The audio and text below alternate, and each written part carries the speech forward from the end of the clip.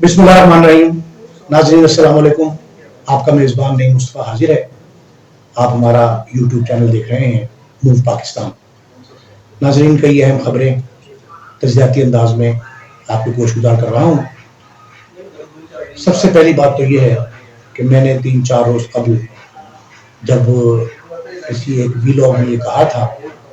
کہ پاکستان تحریک انصاف یعنی پاکستان تحریک انصاف کو جو نام دیا گیا تھا کہ پارٹی کو منتشر کرنے کی کوششیں بڑی زور و شور سے جاری تھیں، اور اس کا نتیجہ جو ہے وہ یہ نکلا ہے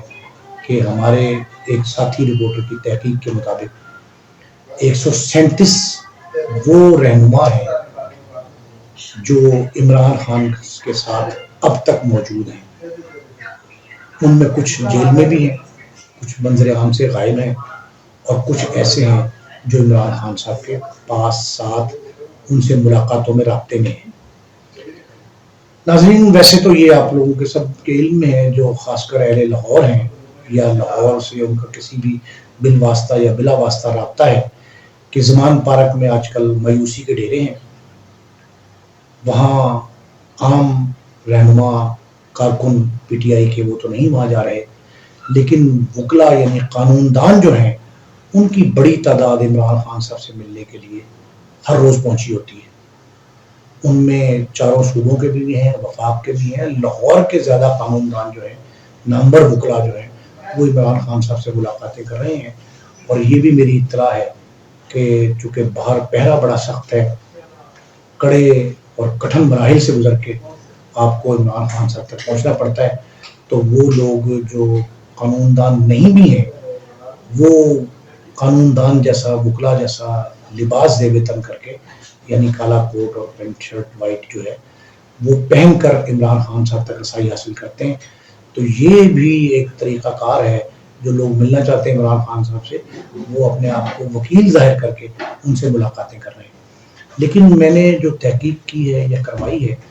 اس کے مطابق تقریباً 135 یا 37 ایسے رہنما ہیں جو ڈٹ کر کھڑے ہیں. وہ 35-37 رہنما، ان کے میں نام بھی آج آپ کے سامنے رکھوں گا. یہ وہ لوگ ہیں جنہوں نے عمران خان صاحب کا ساتھ چھوڑنے سے انکار کر دیا ہے. یہ نام اس لیے بتانا ضروری ہے، اور یہ جب میں تادم گفتگو، یہ جو آپ سے میں گفتگو کر رہا ہوں، اس وقت تک یہ لوگ ساتھ ہیں عمران خان صاحب کے، اور پی ٹی آئی میں باقاعدہ فعال کردار بھی ادا کر رہے ہیں، مشورے بھی کر رہے ہیں، ٹیلی فونیکلی، واٹس ایپ پہ، سوشل میڈیا کے ذریعے یا ٹویٹر پہ پیغامات کے ذریعے عمران خان صاحب سے ان کا رابطہ جو ہے مسلسل ہے. ان میں سب سے پہلے شاہ محمود قریشی صاحب ہیں، اور یہ میں نے جملہ پہلے کہا ہے کہ اب تک میری گفتگو تک جو لوگ عمران خان صاحب کے ساتھ ہیں، کل کل اگر چھوڑ جائیں گے تو معاملہ کچھ اور ہوگا، لیکن کچھ لوگ پر تول رہے ہیں. یہ میری اطلاع ہے کہ 135-37 افراد جن کے میں نام پیش کر رہا ہوں، ان میں سے کئی ایک ایسے ہیں جو دوسری طرف بھی رابطے میں، وہ یہ آپ سمجھتے ہیں کہ دوسری طرف وہ کون لوگ ہیں، ان سے رابطے میں. نئی سیاسی جماعت جو بنی ہے استحکام پاکستان پارٹی، ان سے رابطے میں. تحریک انصاف حقیقی گروپ ایک سامنے آیا، اس سے رابطے میں. کراچی کا ایک گروپ سامنے آ گیا، ان سے رابطے میں. ان سے بھی رابطے میں. اور پھر وہ لوگ جو یہ سارے کا سارا تانا بانا بن رہے ہیں، ان کے ساتھ بھی رابطہ کر رہے ہیں. لیکن یہ لوگ وہ ہیں جو اس وقت تک عمران خان صاحب کا ساتھ دے رہے ہیں اور انہیں چھوڑنے کا باقاعدہ اعلان نہیں کر پائے. ان میں شاہ محمود قریشی صاحب ہیں، علی امین گنڈاپور صاحب ہیں، مراد سعید ہیں، حماد اظہر ہیں، قاسم سوری ہیں، زرتاج گل ہیں، بڑی معروف خاتون ہیں. بلوچستان کی ڈی جی خان صاحب کا تعلق ہے، لیکن بلوچستان میں بھی خاصا ان کا اثر رسوخ ہے. عبید خان صاحب ہیں، پیر رحمان شاہ جیلانی ہیں، فیضان قائم خانی ہیں، عبدالغفار خان ہیں، عامر نیازی، بلال جتوئی، شفقت محمود خان سابق وزیر اعلیٰ خیبر پختونخوا جو ہیں وہ ہیں، علی محمد خان ہیں، عامر ڈوگر ہیں، غلام سرور خان ہیں، شہرام خان ترکئی ہیں، ڈاکٹر یاسمین راشد ہیں. ترکئی کا پورا خاندان جو ہے اس میں شامل ہو گیا، عثمان ترکئی وغیرہ، ان کے فرزند، ان کے بہن بھائی. لیکن ابھی تک شہرام صاحب جو ہے عمران سے ساتھ کھڑے ہیں. ڈاکٹر یاسمین راشد ہیں، لاہور سے بڑی معروف خاتون ہیں، صوبائی صدر ہیں ایک حلقے کی. شہریار خان آفریدی ہیں، فیصل جاوید ہیں، پیر سمسام بخاری ہیں، عمر سرفراز چیمہ سابق گورنر پنجاب ہیں، مشیر بھی رہے ہیں وزیر اعلیٰ کے. علی نواز آوان ہیں، سلیم سرور جوڑا ہیں، عالیہ حمزہ ملک ہیں، صداقت عباسی، اون عباس بپی بڑے مشہور ہیں، عاطف خان ہیں، تیمور خان جھگڑا ہیں، سابق وزیر خزانہ ہیں خیبر پختونخوا کے.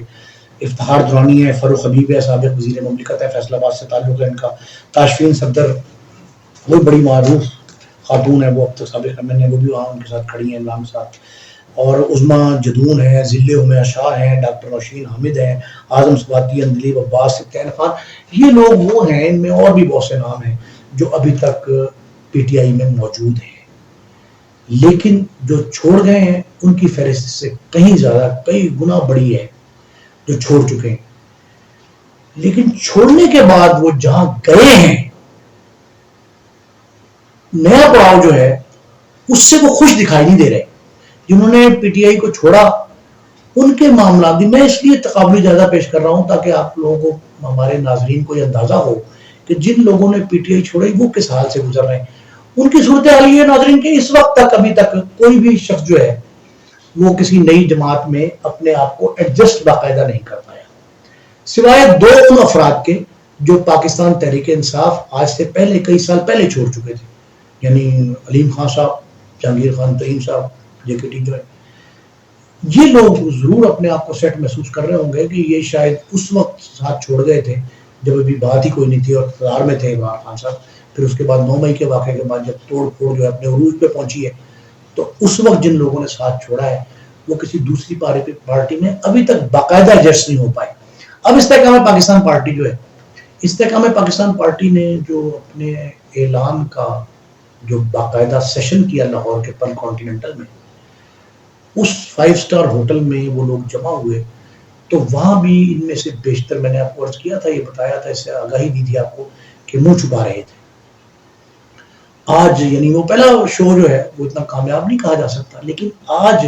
دوسرا شو یہ ہوا استحکام پاکستان پارٹی کا، جو اس کا دوسرا پڑاؤ ہے پاکستان تحریک انصاف کے چھوڑ جانے والے ساتھیوں کا، اس جماعت میں آج دوسرا ایکٹ کیا ہے، اور وہ ایکٹ بھی بڑی بری طرح پٹتا دکھائی دے رہا ہے۔ ناظرین، وہ ایکٹ یہ کیا ہے کہ استحکام پاکستان پارٹی کے 3 عہدیداروں کا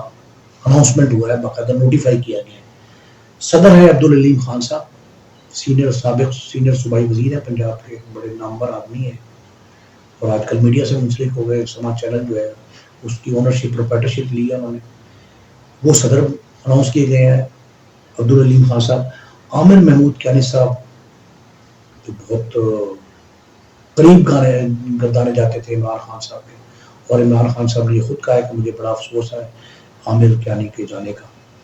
تو وہ سیکرٹری جنرل بنائے گئے۔ پھر ایڈیشنل سیکرٹری جنرل جو ہیں وہ اون چودھری صاحب، وہ بھی عمران صاحب کے بڑے بااعتماد ساتھی تھے، اون چودھری ایڈیشنل سیکرٹری بنایا گیا ان کو، اور ساتھ ان کو ترجمان کا منصب بھی دیا گیا۔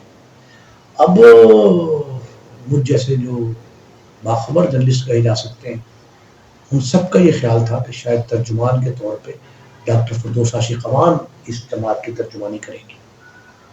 لیکن ڈاکٹر فردوس ہاشمی خوان جو سیالکوٹ سے سابق واقعی وزیر ہیں، بڑی نامور خاتون ہیں، الیکشن جیت کے آتی رہی ہیں، جنرل سیٹ پہ الیکشن لڑتی ہیں، ریزرو سیٹ پہ نہیں، خواتین کی سیٹ پہ نہیں لڑتی، وہ جنرل سیٹ پہ الیکشن لڑتی ہیں اور جنرل سیٹ پہ الیکشن پہ جیت کے آتی رہی ہیں۔ ایک یہ ریسنٹ الیکشن انہوں نے ہارا تھا، اس سے پہلے جیتتے رہی ہیں، تو ان کو ترجمانی کا منصب سونپا جانا تھا، اور یہ خیال بھی ٹھیک تھا، لیکن وہ اب شاید میرا خیال ہے کہ سیکرٹری اطلاعات کا عہدہ ان کے لیے ٹھیک نہیں تھا، 2 بڑے عہدے منصب دے دیے گئے، صدارت کا، سیکرٹری شپ اور ایڈیشنل سیکرٹری شپ، یہ 3 عہدے دیے گئے، لیکن ایڈیشنل چارج جو ہے وہ ترجمانی کا وہ اون چودھری صاحب کو دیا گیا، وہ پارٹی کے ترجمان کے طور پہ بھی کام کریں گے۔ میری ڈاکٹر صاحبہ سے بات ہوئی ہے، ڈاکٹر فردوس ہاشمی خوان صاحبہ سے، ان کے علم میں نہیں تھا یہ فیصلہ، انہوں نے کہا جی میرے علم میں نہیں ہے، میں اس کو دیکھوں گی تو معاملات ٹھیک ہو جائیں گے انشاءاللہ۔ انہوں نے کہا جی گھبرانا نہیں چاہیے، گھبرانے کی ضرورت نہیں ہے، وہ تو خیر ان کے قائد عمران خان صاحب سابق قائد جو ہیں وہ بھی کئی بار کہہ چکے گھبرانا نہیں ہے، تو گھبرانا نہیں والا معاملہ اپنی جگہ پہ ہے، لیکن یہ بات بڑی درست ہے کہ جو 3 عہدے اناؤنس کیے گئے ہیں ان تینوں عہدوں میں کئی اہم افراد رہ گئے ہیں، انہیں کہاں ایڈجسٹ کیا جاتا ہے۔ میں نے ڈاکٹر فردوس ہاشمی خوان کا ایک نام بتایا، ویسے تو پارٹی کے سربراہ کے طور پہ، سرپرست اعلیٰ کے طور پہ جہانگیر خان ترین صاحب موجود ہیں، لیکن وہ بھی انہوں نے اناؤنس نہیں کیا اپنے آپ کو، وہ پارٹی کے چیئرمین ہوں گے یا سرپرست اعلیٰ ہوں گے یا کوآرڈینیٹر ہوں گے، جو بھی نام ان کو دیا جائے، انہوں نے بھی اناؤنسمنٹ نہیں کی ہے، لیکن بہرحال وہ نمبر 1 ہے۔ اس کے بعد علیم خان صاحب کی باری آ گئی، پھر عامر کیانی صاحب، عامر محمود کیانی جو ہے وہ سیکرٹری جنرل بن گئے، پھر ایڈیشنل سیکرٹری آ گئے، ابھی نائب صدور اور یہ باقی وہ جو عہدے ایسے ہی نمائشی عہدے ہوتے ہیں وہ باقی ہیں، وہ تقسیم ہونے بھی ہیں، میرے خیال پارٹی کرے گی، لیکن سب سے اہم بات یہ ہے کہ پارٹی میں لیڈر تو بہت سارے آ گئے اور سارے کے سارے رہنما جو ہیں وہ پی ٹی آئی سے آئے ہیں ابھی تک. تو وہ وہاں نہیں پہ وہاں کے نکالے ہوئے تو ہیں نا, کئی تو ایسے جو نکالے ہوئے تو وہ بھی آ گئے. اس کے باوجود ایک عجیب المیہ یہ ہے, ڈائلما یہ ہے کہ پارٹی میں کارکن نہیں ہے. پارٹی جو ہے وہ ورکرز کے سر پہ چلتی ہے, ورکر نہ ہونے کے برابر ہے. ابھی تک کوئی ایسا شخص جو ورکر کیپچرنگ ہو یا ووٹ کیپچرنگ ہو وہ شخص دکھائی نہیں دے رہا پارٹی میں. پارٹی کو مضبوط اور مستحکم کرنے کے لیے سیاسی جماعت بنانا آسان ہے, لیکن اسے چلانا, اس کو استحکام بخشنا اور اس کے ورکرز کو سٹریم لائن کرنا یہ بڑا اہم کام ہوتا ہے. وہ ابھی تک دکھائی نہیں دے رہا. کارکن سازی کیسے کریں گے, کہاں سے لے کے آئیں گے, کون سا شخص ایسا ہے. اب علیم خان صاحب لاہور میں ٹھیک ہے, ان کی ایک برتھ ہے as far as Lahore is concern, اور وہ لاہور میں برتھ جو ہے ان کی ہے وہ سب جانتے ہیں کس وجہ سے. اور اون چوئی صاحب, عامر محمود کیانی, ان کو تو شاید بہت کم لوگ جو ہیں ان سے واقف ہوں گے. ان کی یہ صلاحیت اگر ان میں ہے کہ یہ ووٹرز اکٹھے کر سکتے ہیں یا کارکن اکٹھے کر, پہلے تو کارکن کی بات کی جائے نا, کارکن اکٹھے کر سکتے ہیں, یہ ذرا مشکل دکھائی دے رہا ہے. تو یہ ناظرین جو معاملہ ہے نا یہ ایسا ہے جو پارٹی کے لیے, پارٹی رہنماؤں جو سامنے آئے ہیں, جہانگیر کریم صاحب بالخصوص, علیم خان صاحب یا عامر کیانی, اون چودھری, ان لوگوں کے لیے قابل غور و قابل فکر ہے کہ یہ کارکن کیسے اکٹھے کریں گے. جب کارکن اکٹھے ہو جائیں گے تو پھر تو رہنما جتنے بھی لائن میں لگے ہوں گے ان کو عہدہ تقسیم کر سکتے ہیں, اور وہ عہدوں کی بندرباڑ جو ہے نا وہ میرا خیال ہے کہ شاید عید کے بعد سنائی ہے کہ وہ ہوگی.